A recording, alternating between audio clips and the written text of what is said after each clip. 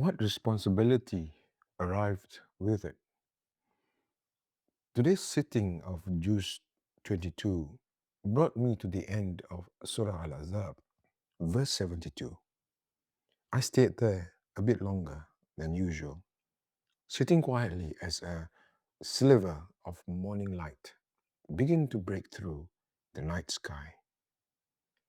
The heavens, the earth, and the mountains did not claim control over their existence.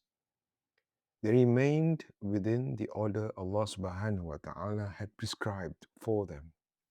They feared the weight of the amana we accepted, and yet we often live as though we were never entrusted with anything at all.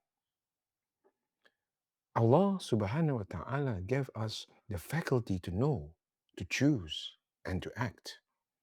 But the ability to decide was never permission to decide without Him. He should never become an afterthought in the choices we make. We were given knowledge.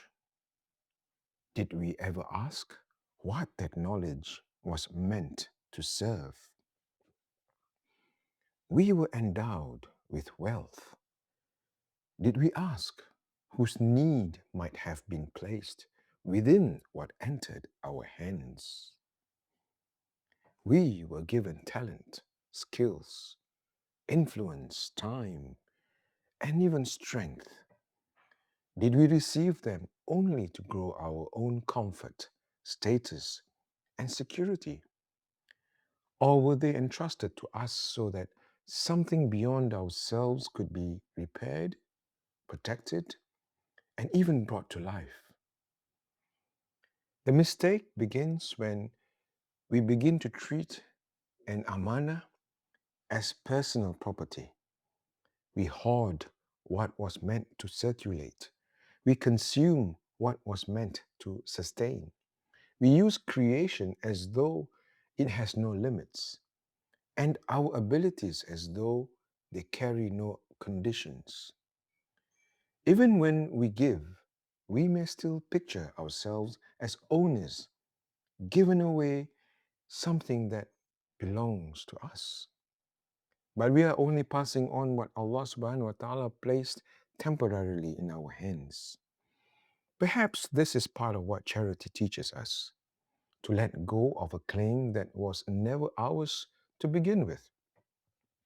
Perhaps this is why the verse clearly describes the human being as being zalim and jahil, unjust and ignorant. Our injustice is not only that we misuse what we have, it is that we forget to whom it belongs.